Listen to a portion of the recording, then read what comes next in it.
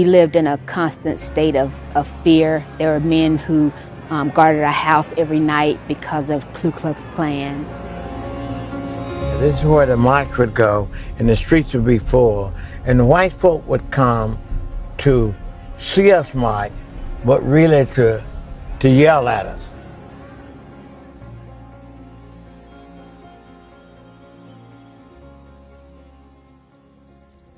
I think as a little boy, we wasn't as conscious as you would think of the depths of racism.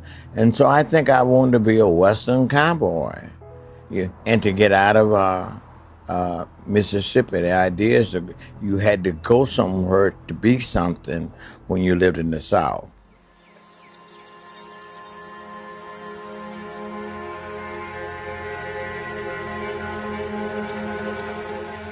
We climbed with my brother. He was the oldest that did the plowing, and then when the war came, World War II, he was old enough to go in the military.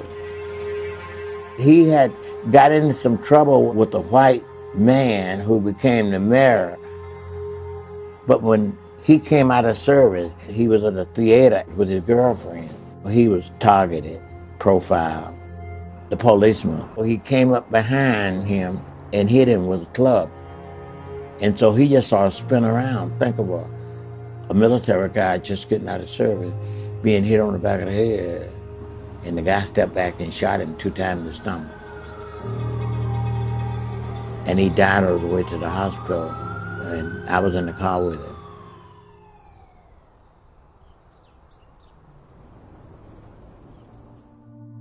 This is where my kids went. This is where they went to school at.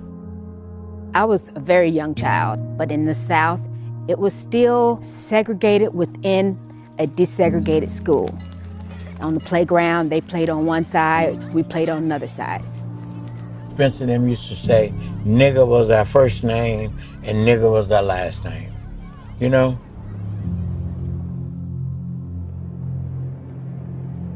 There was a lot that was going on during that time. We lived in a constant state of fear. There were men who guarded our house every night because of Ku Klux Klan.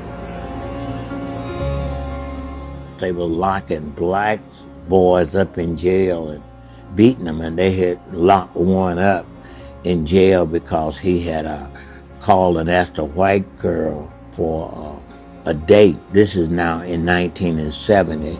That Saturday night, we thought that they were going to beat him up. And so we came up to jail to make sure they didn't do it. And they locked us in jail. That was the jail that we were locked up in for the first time here in Mendenhall. And the protests for the marching came out of that. I talked to the people from the jail cell. I told them that this was an opportunity for us to not turn back. This might be the opportunity for we becoming free people. And let's bind together and let's boycott this town. And let's do what needs to be done. That's when all of the black families came together. That's when what you might call the Mendenhall uprising started. What's the point of protesting? I think it's the body reaction to oppression. The march went to enforce the boycott. That was the method. This is where the march would go, and the streets would be full, and the white folk would come to see us march, but really to yell at us. Us writing 14 demands, getting black policemen doing this, integrating the schools, integrating the shops. And it was based on those demands that the civil rights movement responded. In the end, all of those demands were met.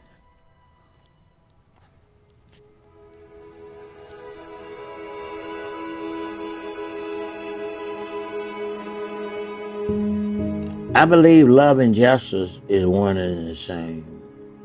justice was the motivation for God's redemption.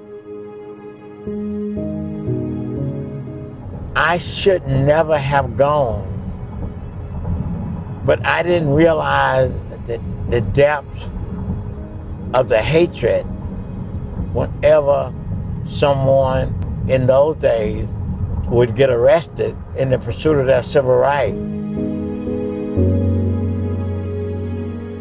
And it was like 19 students going back to Jackson, and they stopped those students and arrested them. And when I came up to get them out, and they came out to arrest me, and they started beating us in that parking lot, the sheriff said, "This is another ball game. You're not in Mendenhall." And boy, he clubbed me. And then they started. It was savage. I thought they was gonna kill me. They wanted to really kick you in your private part. They took forks and tried to stick them down your nose. A steel ball on the hand of a club, it finally breaks your inside. Then they made me mop up my own blood. The brutality, the pain. There's almost a memory of dying. You can kill people easier when you take their humanity away.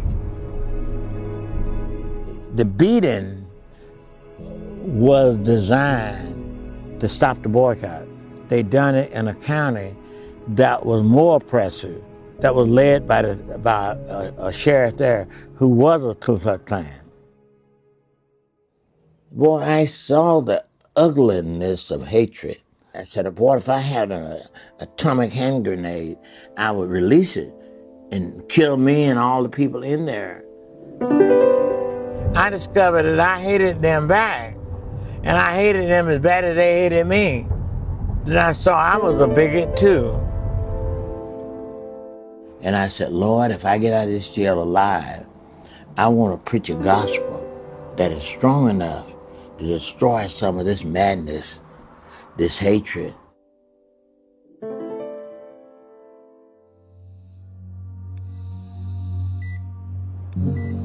I didn't want no white folks around me, but they was all around me. One of my doctors was white. He would come and sit with me every night at the hospital until I go to sleep. Every night. In that broken moment, that I was outloved by those people I need to hate.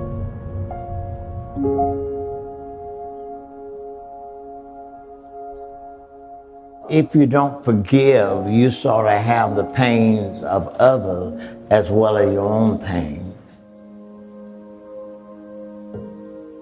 I've come to the place now that I see humanity as broken equally.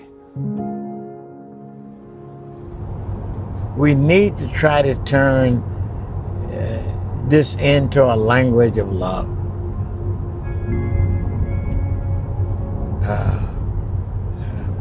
We need to turn it into beauty.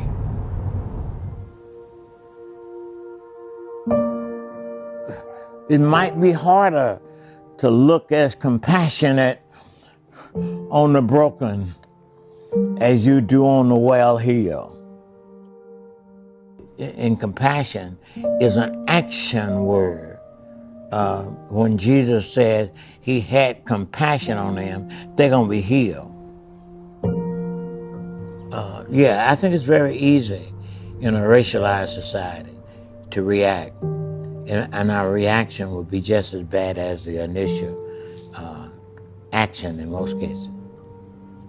Whatever it is, we got to do it together, because that's the nature of the problem. The nature of the problem is that we're divided. If you would just decide to get together, the kids, and throw them out there, white, black, Jew, and Gentile together, they would have a good game. They'd play a good game without us. We gotta do it together. The responsibility has gotta be ours.